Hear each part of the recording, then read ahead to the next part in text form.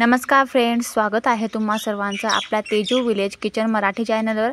आज मी तुमच्यासाठी घेऊन आले आहे सोयाबीनची म्हणजेच सोया चंक्सची जबरदस्त टेस्टी आणि सोपी रेसिपी। या रेसिपीला बनवणे खूपच सोपे आहे आणि इतकी जबरदस्त टेस्टी आहे की हप्त्यातून 2 ते 3 वेळा तुम्ही नक्कीच बनवणार। तर चला मग वेळ न वाया घालवता रेसिपीला सुरुवात करूया। सर्वात आधी आपल्याला घ्यायचं आहे एका पातेल्यात घ्यायचे आहे गरम पाणी। तर येथे मी 1 लिटर गरम पाणी घेतलेले आहे। यात आपण टाकणार आहोत सोया वडी म्हणजेच सोया चंक्स। तर येथे मी 100 ग्रॅम सोया चंक्स घेतलेले आहेत आणि आता ह्या वड्या पाण्यात टाकूया। लक्षात घ्या फ्रेंड्स, जेव्हा आपण वड्या पाण्यात टाकू ना तेव्हा ते पाणी गरमच असायला हवं, गार पाणी घ्यायचं नाहीये। आता एका चम्मचच्या साहाय्याने ह्या वड्या पाण्यात बुडवून घेऊया आणि ह्यावर एक झाकण ठेवून 5 मिनिटांसाठी आपल्याला रेस्ट करत ठेवायचे आहे, जेणेकरून सोयाबीन वडी व्यवस्थित पाणी सोक करेल आणि व्यवस्थित सॉफ्ट होईल आणि फुलून जाईल। 5 मिनिट झालेले आहेत आणि आपण बघू शकतो सोयाबीन वडी व्यवस्थित फुललेली आहे आणि सॉफ्ट सुद्धा झाली आहे। तर आता एका झाराच्या मदतीने किंवा चम्मचच्या मदतीने सोयाबीन वडीला पाण्यातून काढूया आणि हलकंसं गार झालं की लगेच हाताच्या साहाय्याने पूर्ण सोयाबीन वडीला थोडे थोडे हातात घेऊन हाताने प्रेस करून पूर्ण पाणी निपळून घ्यायचे आहे। व्यवस्थित पाणी निपळून घ्यायचे आहे आणि दुसऱ्या भांड्यात या वड्या टाकायच्या आहेत।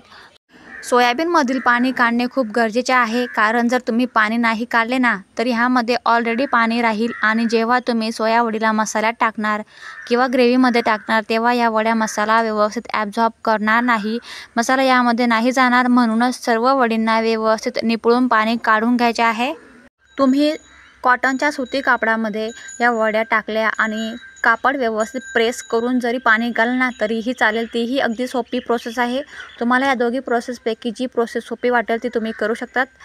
तर अशा पद्धतीने सर्व वडींना व्यवस्थित मी निपळून एका दुसऱ्या भांड्यात ट्रान्सफर करून घेतले आहे। आता ह्यात आपल्याला काही मसाले ॲड करायचे आहेत। तर सर्वात आधी अर्धा चम्मच आपला धने पावडर घ्यायचे आहे। धने थोडे रोस्ट करून घेतले आहे आणि त्याची पावडर मी घरीच बनवून घेतली आहे। आता यात आपल्याला अर्धा चम्मच लाल तिखट घालायचं आहे आणि अर्धा चम्मच हळद, त्यानंतर चवीनुसार आपल्याला अर्धा चम्मच मीठ टाकायचं आहे। आणि आता टाकणार आहोत महत्त्वाचे साहित्य, ते म्हणजे बेसन पीठ म्हणजेच चणा डाळीचं पीठ। तर वाटीमध्ये मी 4 चम्मच बेसन पीठ घेतलेलं आहे। खूपच छान टेस्ट येते बेसन पिठाने। आता जेवढेही साहित्य मी ह्या रेसिपीमध्ये टाकले आहेत ना ते सर्व मेजरमेंटनुसार अगदी परफेक्ट माप आहे। तुम्ही त्याच पद्धतीने बनवा, रेसिपी अगदी डिलिशियस येते, तुम्ही नक्की ट्राय करा। आता बेसन पिठाला आणि पूर्ण मसाल्यांना व्यवस्थित हाताच्या साहाय्याने मिक्स करून घेऊया, जेणेकरून सोया वडींना सर्व मसाले आणि बेसन पीठ व्यवस्थित कोट होईल। तर बघा, येथे सोया वडींना मसाले आणि बेसन पीठ व्यवस्थित कोट झाले आहे। तर येथे 5 मिनिटांसाठी वडींना रेस्ट करत ठेवायचे आहे। तर आता एका कढाईमध्ये टाकूया 3 ते 4 चम्मच तेल आणि तेल गरम झालं की ह्या तेलामध्ये टाकूया मसाल्याने कोट झालेले सोयाबीन वड्या। आता इथे लो फ्लेमवर सोया वडींना व्यवस्थित क्रिस्पी होईपर्यंत चाळत राहायचे आहे। तर इथे 5 ते 6 मिनिटांपर्यंत ह्या वड्या मस्त अशा क्रिस्पी होऊ द्यायच्या आहेत, ज्यामुळे वड्या खूप टेस्टी होतील। सोयाबीन वडी तुम्ही नक्कीच खा, कारण स्किनसाठी सोयाबीन वडी खूपच उपयोगात येते आणि त्यामध्ये भरपूर प्रमाणात प्रोटीन असतात। डायबिटीज पेशंटने सुद्धा या वड्या खाल्ल्या पाहिजे, कारण ब्लड शुगर लेवल मेंटेन करण्याचं काम या सोया वड्या करत असतात। सोया वडींमध्ये vitamin A, vitamin C, calcium, iron, sodium, magnesium, phosphorus, zinc असे इत्यादी पोषक तत्व घटक असतात आणि कॅल्शियम असल्यामुळे या वड्या हाडांना मजबूत बनवण्याचं काम देखील करतात। डोळ्यांसाठी सुद्धा ह्या वड्या खूप उपयोगात येतात आणि सर्वात महत्त्वाचे म्हणजे शरीरातील जे कोलेस्ट्रॉलचं प्रमाण असतं ते कमी करण्याचं काम ह्या वड्या करत असतात।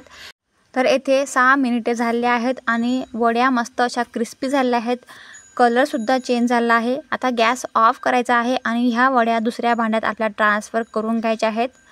वडींनी तेल पूर्ण ॲब्झॉर्ब करून घेतले आहे आणि आता या वड्या आपल्याला पूर्ण दुसऱ्या भांड्यामध्ये ट्रान्सफर करून घ्यायच्या आहेत। आता सेम कढईमध्ये आपल्याला 4 ते 5 चम्मच तेल टाकायचं आहे। तुम्ही कोणतंही जे स्वयंपाकासाठी तेल वापरतात ना तेच तेल घ्या। आता 4 ते 5 चम्मच आपल्याला तेल टाकून गरम करायचं आहे। मीडियम फ्लेमवरती तेल गरम झालं की त्यामध्ये आपला अर्धा चम्मच इथे जिरे टाकायचं आहे। जिरे मस्त असं फुललं की त्यामध्ये आपल्याला एक तेजपत्ता अशा प्रकारे 2 तुकडे करून टाकायचा आहे। त्यानंतर आपल्याला टाकायचं आहे एक जावित्रीचं फूल, ते आपल्या अशा प्रकारे क्रश करून घ्यायचं आहे। फ्लेवर खूप छान येतो, तुम्ही नक्की टाका। आता मसाले मस्त आपल्याला मिक्स करून घ्यायचे आहेत आणि थोडा मस्त असा सुगंध वास यायला लागला की त्यामध्ये आपल्याला एक 1-1.5 इंचपर्यंत आपल्याला एक दालचिनीचा तुकडा टाकायचा आहे।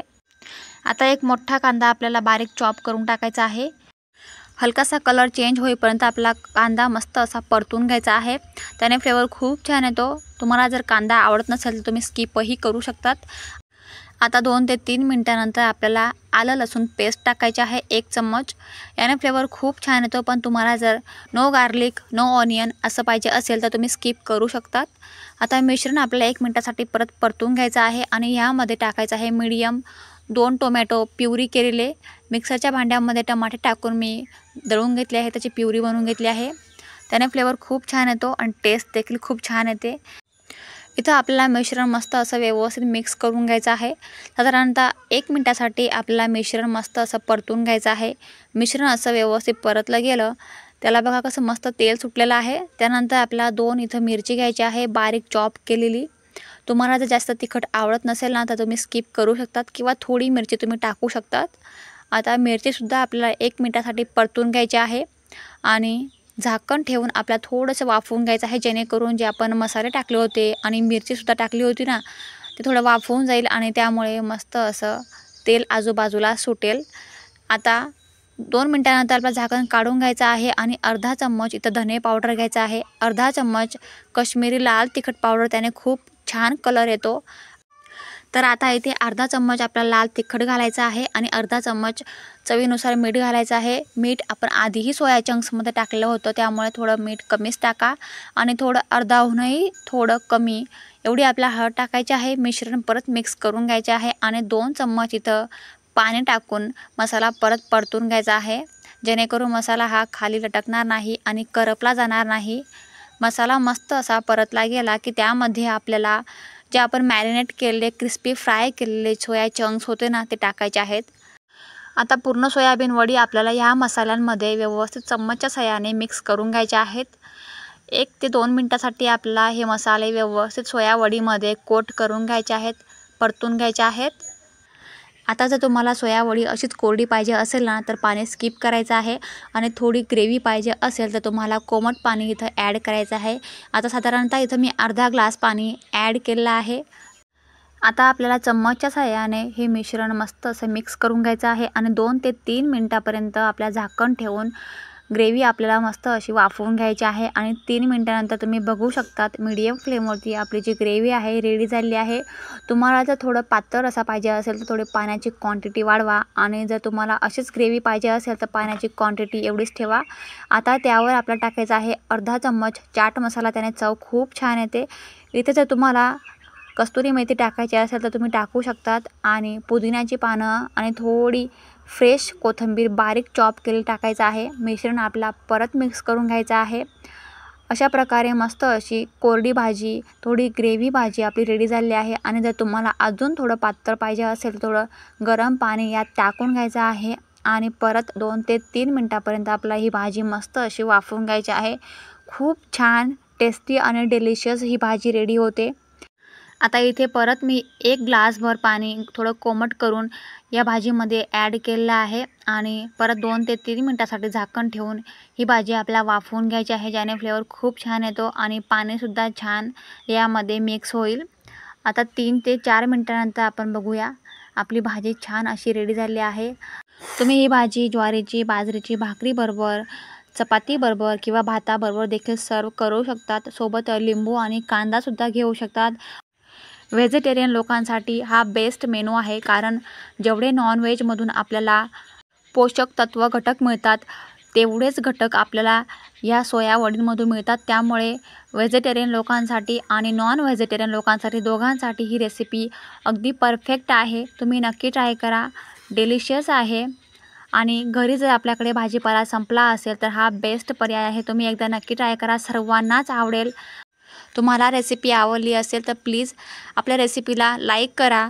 चॅनलला नवीन असणार तर प्लीज आपल्या मराठी चॅनलला नक्कीच सबस्क्राईब करा, सोबतच बेल आयकॉनला सुद्धा प्रेस करा, म्हणजेच माझ्या पूर्ण रेसिपीज तुम्हाला बघायला मिळतील।